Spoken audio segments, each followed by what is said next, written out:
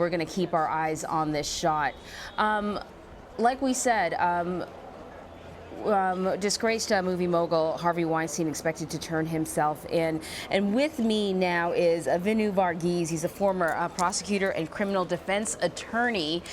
And he's going to sort of walk us through what's happening here this morning. So, you know, it seems like there have been all sorts of investigations that have been lingering for months now in regards to Harvey Weinstein. And suddenly we hear that he's turning himself in. We can presume that there was some sort of negotiation that has taken place prior to this? Yes, yes. There's already been talk, or it's been reported that there's already a bail package in place that's been agreed to between prosecutors. Initially, there was a report that it was $1 million, but just about 20 minutes ago, I saw something that said about $2 million. Wow. Yeah. Well, we know he's a wealthy man, or at least was. So certainly you can understand why the bail would be that high. That's particularly high. I don't know. Is that? That is a high. Okay. Certainly, that's definitely a high bail. But he's going to be restricted to probably his apartment with an ankle monitor brace. So. Okay, so walk us through what's going to happen. He drives up and he gets out of this car. Then where does it go from there? He's going to go into central booking. He's going to get printed. That's going to take a little. They're going to expedite the process. Normally, that whole process takes several hours for prints to come back. But imagine everything's being expedited because they want to get him into court by 9 or 9:30. Wow, and then, so he has a hearing at 9, and what will take place during that hearing? So my understanding is he's being arraigned on a criminal complaint, which is actually interesting, and I think the reason it's being done that way is to placate the NYPD. Because in normal circumstances, on a case like this, which is high profile, is that a person like Weinstein would surrender himself to the DA's office and be processed by the DA. I just want to interrupt you a little bit, Vinoo. We are seeing Harvey Weinstein now walking in, presumably with his attorneys. Looks like he's carrying a couple of books with him. A clean-shaven Harvey Weinstein, and actually sort of looks a little thinner as well.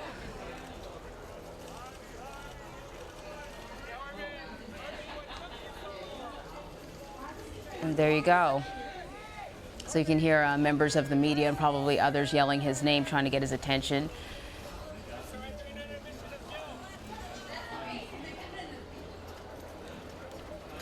So this is the beginning of a whole new chapter in this. It started a year ago with allegations that began to build and build and build, and to the point where dozens and dozens of women came forward making allegations against him, many of them describing very similar circumstances in which they were called to hotel rooms for business meetings, or were pressured into sexual favors in exchange for work, and women who rebuffed him found themselves struggling in their career.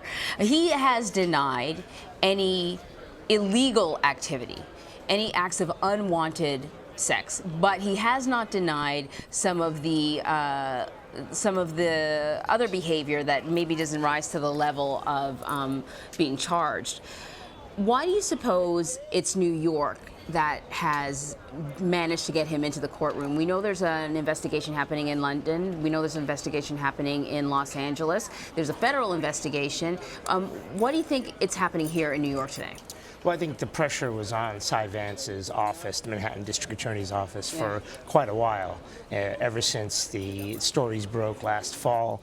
Vance has been criticized for his handling. They said that in 2015 he didn't prosecute a case involving an Italian model, and he's got a lot of criticism for that. And after this, Governor Cuomo set up a review of the office's procedure, or how it handled that case, which is extraordinary, by the way. It's extraordinary to do that, because it's also, to be frank, it's actually disturbing, because when politicians get in the way of law enforcement, you've got to question, why is he doing this? Certainly Governor Cuomo wanted a piece of the Harvey Weinstein pie, and he wanted to be aggressive and look like he's, on top of this. Everybody wants a piece of the Harvey Weinstein pie. That's why federal investigators are looking at this. It's a real stretch to bring a federal case against him.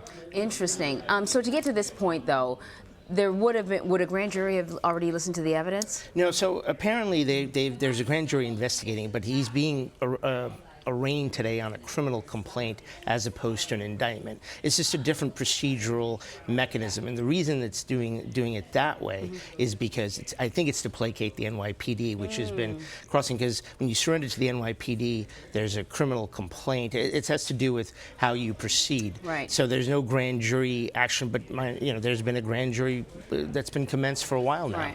and so I'm sure an indictment is imminent. Okay, so no doubt this is a case that's of extreme interest to a number of groups, and it's certainly politically charged. And we've seen things change over the years with this is the case that launched the Me Too movement, Absolutely, right? yeah. And the Time's Up movement, right? And so the attitude about these sorts of crimes has changed dramatically. You sound like you're saying that politics may be at play. How strong of a case do you think we have here? Well, it remains to be seen, right? So they've been doing a lot of investigation. They're going to look into a lot of the civil settlements that have gone into, which they could use, you know, to bolster their case. Some of these things are, there are apparently a number of women who the acts preceded, the statute of limitations. But on violent rapes, there's no longer a statute of limitations in New York. That was eliminated several years ago. Right. So if he's charged with a first-degree rape, which is forcible, violent, in essence, a violent sexual assault, right, there's no statute of limitations on that. So often in cases like that, there's some sort of DNA evidence, maybe a witness. In many of these circumstances, these incidents happened in the privacy of a hotel room. It's been years now. Is this going to be a challenge? It's essentially he said, she said. I think so. It will be. Yeah. What's concerning here, and it'll be interesting to see how the Manhattan DA proceeds on this, whether they try to bolster their case by calling in other women, like what happened in the Bill Cosby trial.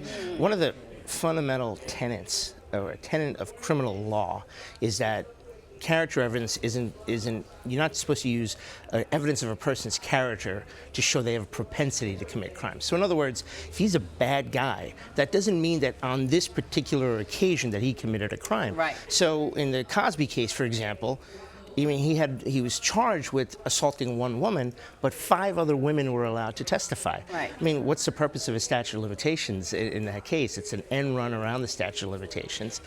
And I think that's something similar, I'm sure, is in the works here. So do you think that perhaps because of the Me Too movement, the requirements in a case like this have shifted a little? That now a woman's word is a little stronger than it may have been prior to this?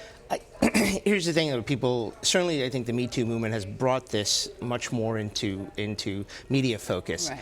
But I think whenever a man is accused of a sexual assault, there is a presumption of guilt. And it's been always. So, whenever, the allegation alone, like, so for example, if I'm telling somebody, oh, I'm defending this person, he's charged with a sexual assault, everybody's like, ooh, there's that look, and they're like, they assume that he's guilty already. Right. So there's always been a presumption of guilt. What's happening now, the Me Too movement really has a lot to do with workplace sexual harassment in that sense, and that's very positive. Obviously that's brought these things out and show there's zero tolerance for that kind of behavior. Right. But what's really concerning here is that the spillover into the criminal law, right? So if the government is supposed to prove that somebody committed a crime, that he assaulted this woman, or in this case, I think there are 2 complainants. Yeah. Well, if you bring in all this other evidence, you're basically saying he's just a bad guy, but that doesn't mean that the case against them is necessarily strong, the case involving these women. So by doing that, and one of the things that there's a term in the law that says, unduly prejudicial, right? So the question is, obviously, all this evidence is prejudicial. Like, if it's, the acts, it's all going to look back. The question is whether it's unduly prejudicial. And that's for a judge to determine. But I imagine the DA will be very aggressive here. There's a lot of political pressure here to bring Harvey Weinstein down. And, the Manhattan DA's office is the first one to get him before Los Angeles. I don't think he's going to be able to get to London, because they're going to have to extradite him, and he's surrendering his passport. Oh, right. So he's not going anywhere. I just want to pivot back to Jerika, who's right in front of the courthouse there. Oh, we don't have Jerika yet. Okay, well, as soon as we do, let me know. We'll Go to Jerika Duncan. I wanted to ask you about one more thing that you sort of brought up. You talked about the agreements.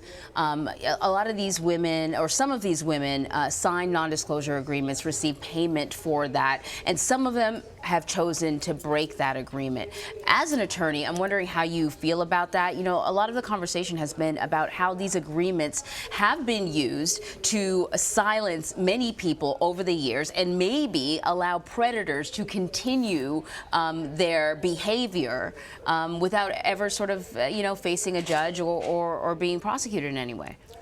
Look, the very fact that there's an agreement, the word agreement tells you that the parties have agreed, right? So there's been a meeting of the minds. If these people are getting paid, well, a lot of times, we've represented clients who there's a reason for a settle. They'll choose to settle because the cost, the damage to the reputation is so strong, and particularly here, forget a celebrity like Weinstein, but there are a number of professionals, they choose to settle something. That doesn't mean they're guilty of a crime, and and people have to remember that, and just I think to say that if you're getting millions of dollars to be silenced, well, I think the assumption is that you're being silenced, right? But you're getting paid.